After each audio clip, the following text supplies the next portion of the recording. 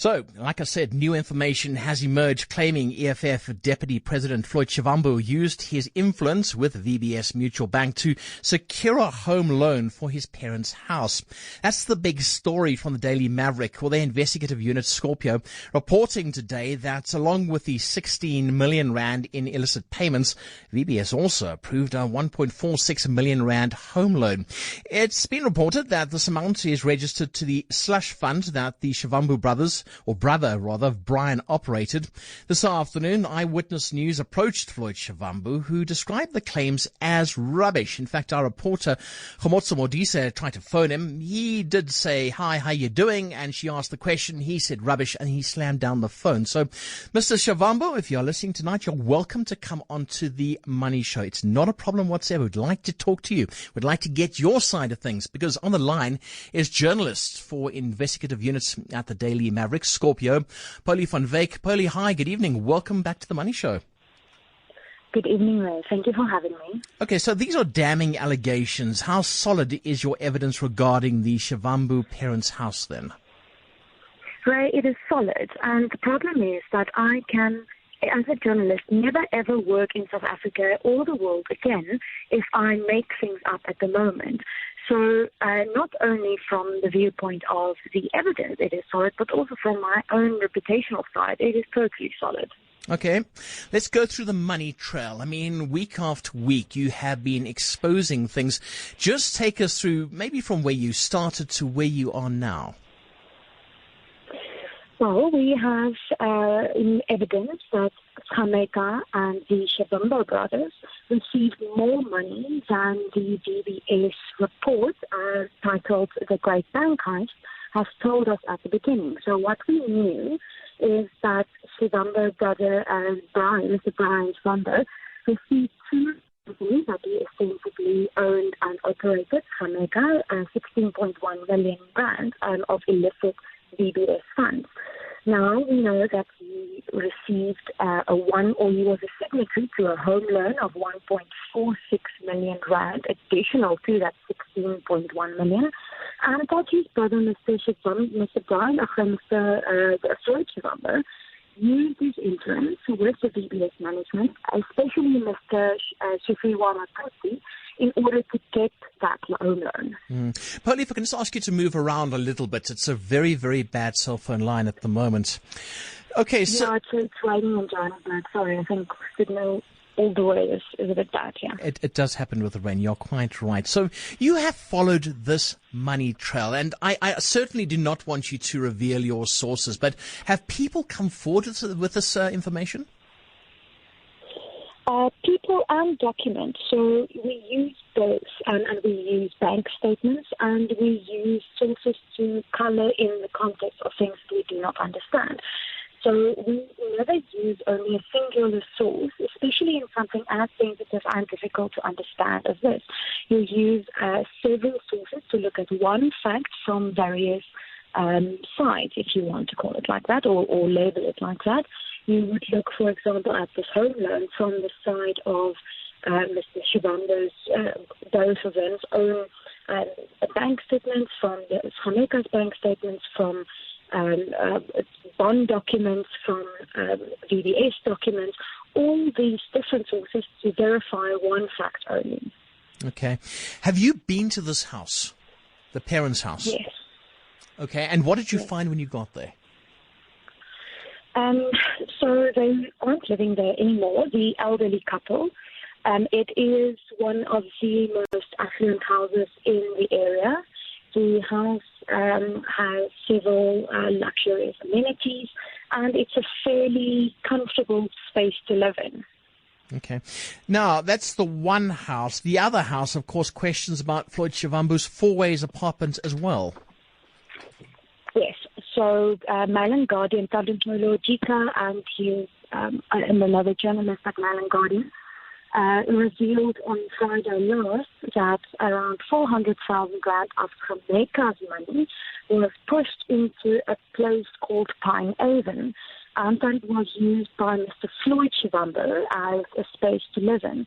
Now, Mr. Floyd Shivambu denied the fact to Mail and Guardian, even though when they went to the intercom system the intercom system was labeled as SLO when they pushed in the unit number of that complex or of the unit in the complex.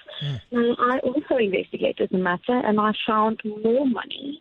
I found that around 530,000 rand went to this Pine Haven house, money that was pushed into Jamaica. And again, may I just highlight that it's illegal and illicit money derived from the very poor of the poor that was deposited into the VBS Bank, and that this money was used to prop up Mr. Floyd Shivambu's lifestyle. Now, he also denied that fact to me when I questioned him about the Pine Haven house, but I, independently from Mail and Guardian, verified that Mr. Floyd Shivambu did indeed use this house to stay in after he was robbed in a place in Bryanston where he lived. Yeah. Just funny you say that. And that robbery, was that robbery actually reported to the police? Because there were all sorts of stories going on that people broke in, but nothing happened after that. Yes, we're struggling to verify the robbery from the police's side. So we are not questioning Mr. Shivambu's assertion that he was robbed. That might well be true. But what we are saying is that we are struggling to find proof of him reporting that robbery. So, and if you analyze the fact, all robberies, as many South Africans would well know, all robberies reported to the police, you'll receive a number, like a CAS number or a case number, if you go to the police station, and the police are supposed to investigate the matter. Now, we cannot find that CAS number. And that's telling. It's either it means that Mr. Floyd Shivambu did not report it, or that the police lost the case number, which is strange and not supposed to happen. Poli, when investigating stories like you are doing, normally journalists put up a picture on their wall and they start joining all the different pictures and the web gets more and more and more. What I'm saying is, when looking at the overall picture, who else is implicated? We've spoken a lot about the Shivambu brothers, but who else are you specifically looking at? I realized that Mr. Floyd Shivambu, in different sorts of deals, and more than what I've described in the past two stories, I've always ensured that he is one or two steps removed from whatever business deal he's busy with. So we are looking into his business deals and why he is using proxies and fronts, and if those deals are legit. And we've also, from Samrita and the VBS side, linked Mr. Julius Malema and a company titled Mahuna Investments. And this company is, again, operated by Mr. Julius Malema's cousin, Mr. Paleng. So a whole network of people are being linked towards or in this whole VBS robbery.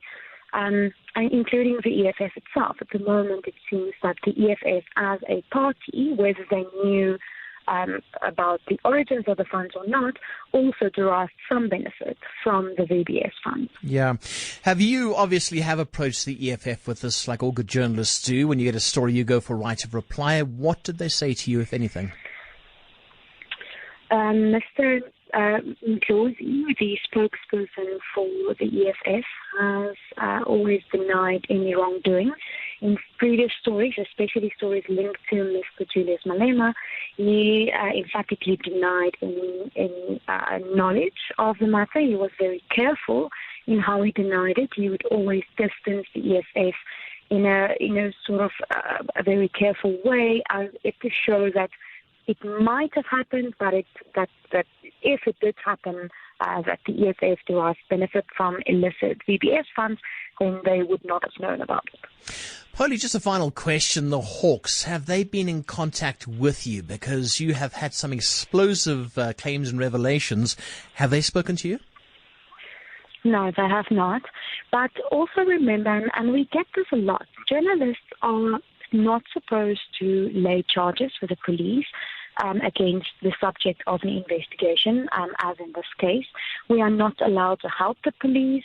It's highly unethical. And the reason for that is that we would, in this case, investigate, for example, the EFF and Mr. Julius Malema, his cohorts and proxies, as well as Mr. Floyd Shivambu and his cohorts and proxies. But if the Hawks and the National Prosecuting Authority are not doing their work, we will also investigate them.